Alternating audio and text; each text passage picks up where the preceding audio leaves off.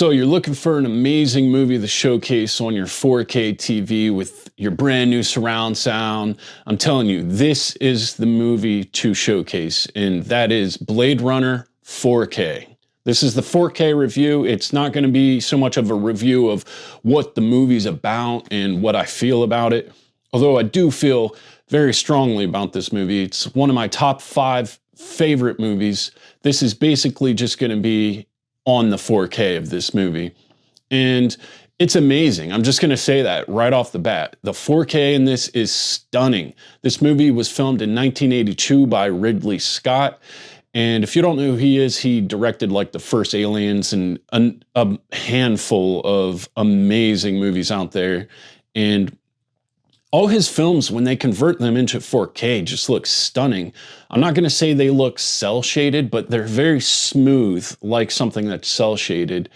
Like if you've ever watched the Terminator 2 converted over to 4K, the way that looks, if you've seen the first Aliens movie, one of the greatest 4K movies I've ever seen, just stunning.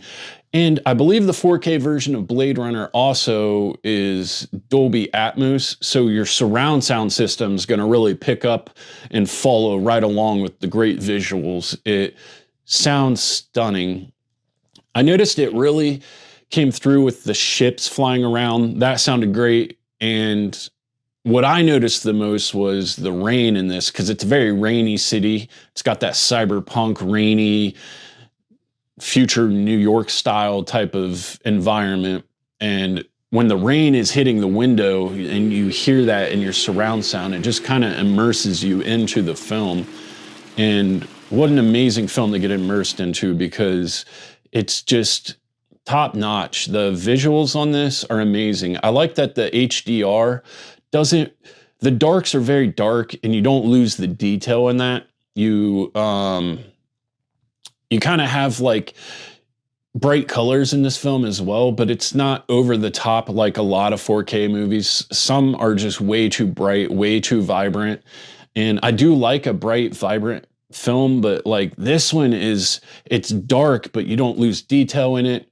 And it was never a very bright colored film. It was always kind of a dark, futuristic-y, cyberpunk feel to it. It like has amazing scenes where like the bright colors do come through, like the umbrellas really pop, the neon signs pop, the lights on the ships just look phenomenal.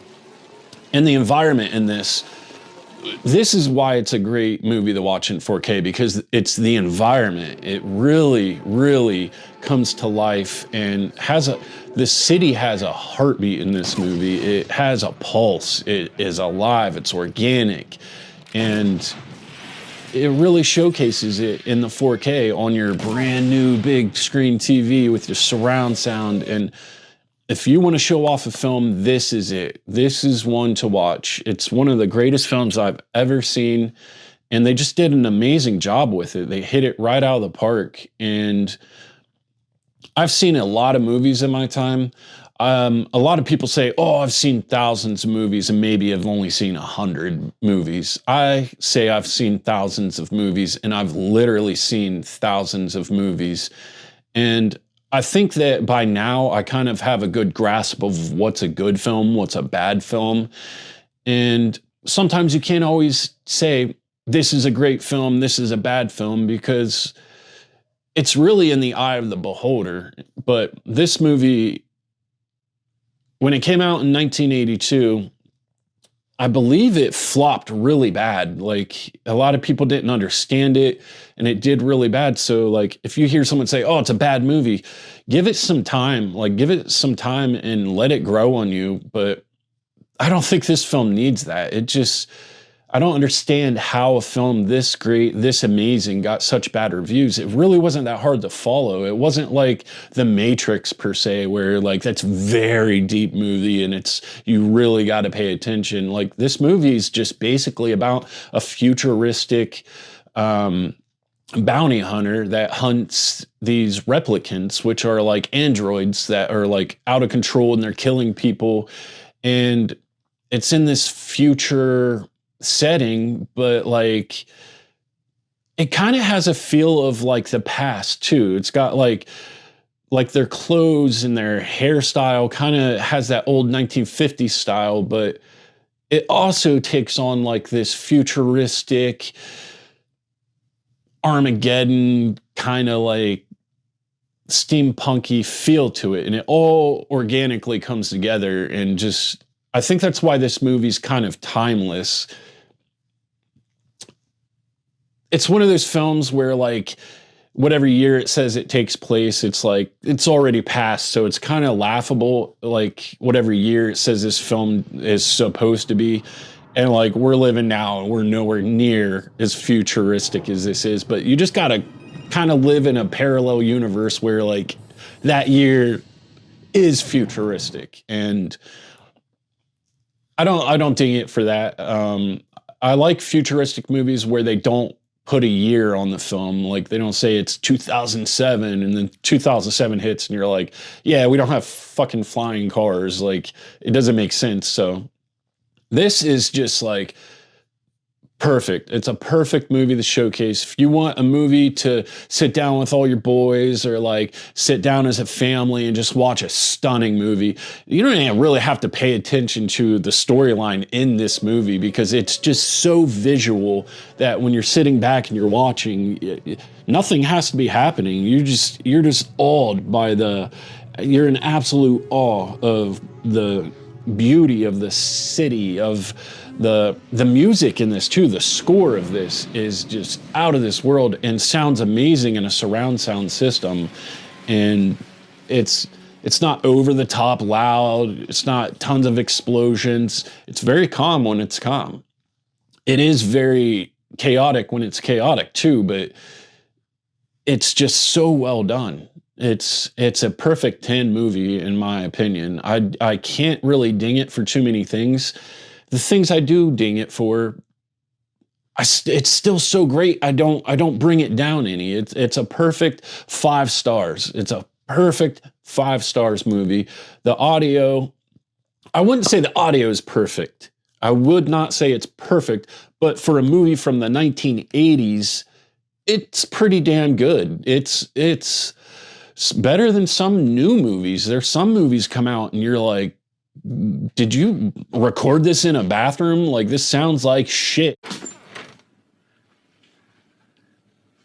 Oh my God. He's shit everywhere. There's shit everywhere! Sounds like you're filming right where it belongs. It's a big heaping pile of shit. This isn't that. This is just stunning. A stunning, stunning movie. And I recommend getting this. If you want to build like your top 10, top 15, top 20 greatest movies, you want to really just put something in to blow people's minds, I highly suggest Blade Runner 4K. There's been many versions of this movie, but this is the alpha. This is the king. This is the leader of the pack. This takes all. And it's the best way to watch this. The 4K version is stunning. I don't know how they're going to top this. If 8K ever really gains any traction, that I would just love to see this in 8K. But for now, 4K is where it's at. And I hope you guys like this. I hope you want to see more videos of this nature.